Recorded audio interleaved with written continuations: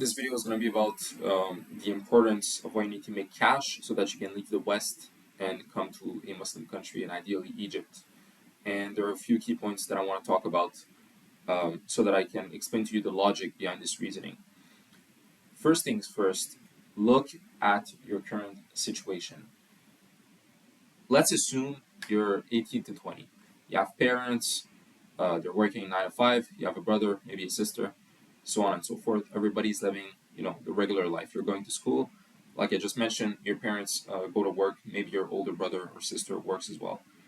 And you're gearing up to get a degree in whatever degree you've chosen to get into. Maybe this is something that doesn't seem to displease you at first. Well, until you look into the specifics of it, which are hidden in plain sight, you start to realize that the West isn't necessarily designed for a true Muslim lifestyle. It is a secular state, meaning that it is built around removing religion from people's lives, which includes their jobs, you know, their free time, their time at home, because it is ingrained in the laws. And so the behaviors and what is considered normal and proper in those societies. So what you're going to find is that you have no time, no break at work to go do your salat. Very rarely you'll find men that go do all 5 prayers at the mosque because due to a job, they're quite literally, it's quite literally impossible for them to achieve. So if they want to wake up for Fajr, then they got to go sleep early. If they want to go sleep early, how can they do so if they finish work at X time and then they got to take care of a family and so on and so forth? Which is why it's very important for you to have an income that is separate from a job, which is why you need to become an entrepreneur and to take matter into your own hands. Because on the day of judgment, you cannot say, my boss told me to do so. You are, you have a lot of control over your own, not a lot of control, you literally have the power right now to raise your hands and ask for Allah to free you from whatever you're in. And so you have, Allah has whatever control over what you want. And so you just need to ask it from Him. This is one of the examples, but this is quite literally the most important point I want to make. Salat. Salat is something that you won't be able to prioritize if you live in the Western world because of the reasons I just mentioned. Another thing is, for example, fasting. Your colleagues won't be accustomed to the fact that you need to fast maybe twice a week or during Ramadan. Your boss may not like that and tell you to refrain from it, which hasn't happened to me or anyone I know, but this is something that might happen. Something that I've seen happen is when they don't allow women to wear the hijab. And so if you have a wife and she's a teacher in a public school, she can't teach there anymore unless she removes it. How would you feel about that? How would you even feel in the first place if you needed money from your wife to work? But that's another subject. Let's say you're fine with her working and you guys have agreed upon that before getting married. Well, now you're relying on her income to come in, and it's not going to happen anymore because either you're going to have to lose your honor and let your wife work without covering her hair, or you're going to lose half of the household income. So this is a strong problematic that you haven't noticed because it hasn't happened to you yet, but it's only a question of time. And so my question is, how long do you want to wait? Do you want to wait until it happens, or do you want to take action now and today that will allow you to, not fall into this trap that is inevitable? At the moment, I'm considering setting up a company that would help individuals like you watching this video quite literally set up an income and get the, excuse my language, hell out of the Western world and come establish a beautiful lifestyle here in Egypt or other Arabic and Muslim countries. This is just me being transparent, but I take this at heart because I am here for a reason, a bunch of reasons actually. One of the main ones was, some of the reasons I explained. I did not see myself raising my children in the Western world, which is another point we might want to get into. Education.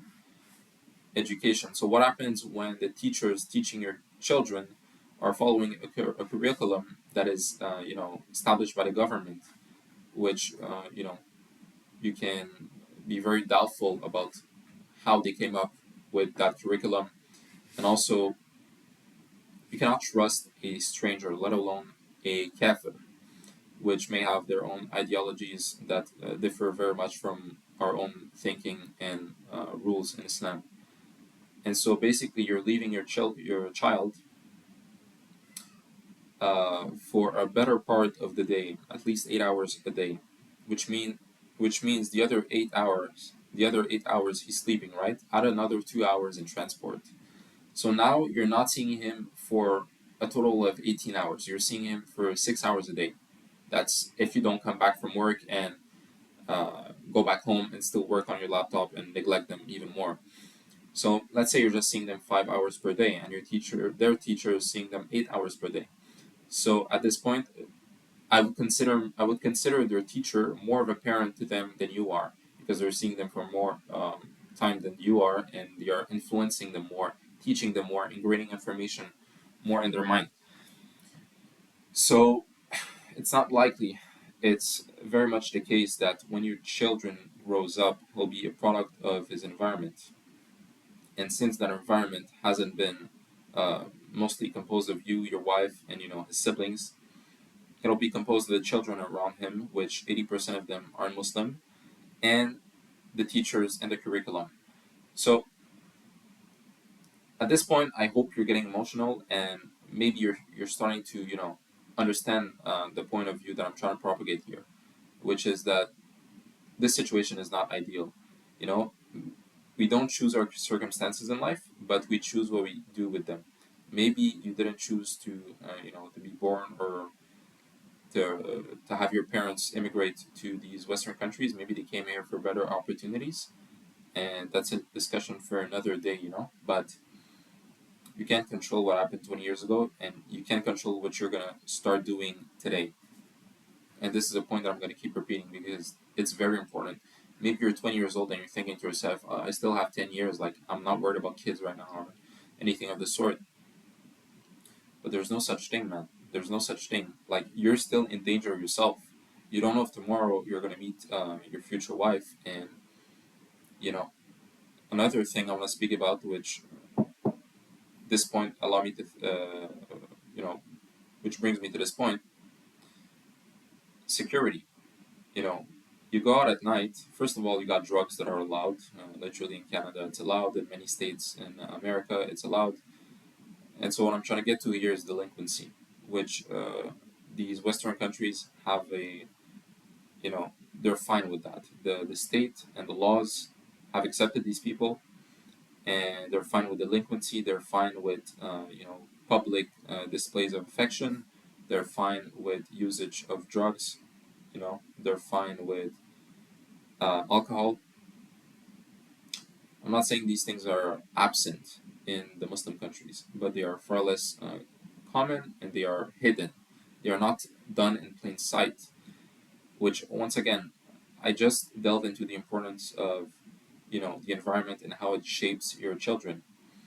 And by the way, it shapes you as well. It's not that you're not children anymore, that you're not going to let your environment influence you. That would just be foolish of yourself to think so. So I think I've covered about maybe 3 or 4 points here, which are the biggest ones that come to mind. And I didn't need to make a list to make this video and to write things down, because these things are very obvious to me. Like I mentioned, they are the reasons amongst many for which I moved here. So let's come back to the income point.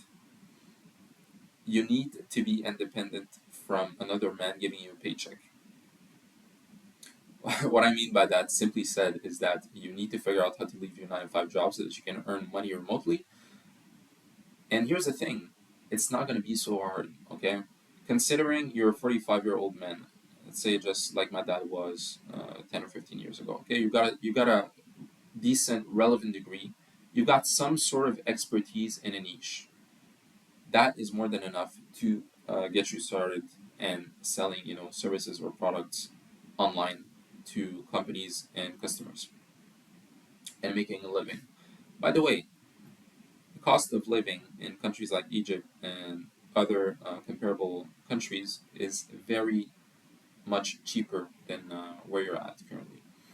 And so if you're earning dollars, you're literally going to live like a king over here. And so, yeah, figure out a way to get an income independent of your job so that you can, at one point, leave your job, figure out how to move, figure out which country you want to move to, why, have a strong reason, where you want to raise your children, so on and so forth. Have a plan, and in the eventuality that I set up this company and aid Muslims in, you know, immigrating to Muslim lands, you can contact me and you will be fully aware of the existence of said company. Today, I hope that you have gained at least one thing from this video. And the one thing that I want you to remember is that as comfortable as it may seem right now, it's going to get very uncomfortable. And I don't want this for you or your family or your children or any of your loved ones. And so as I took that step, be a man and take the step.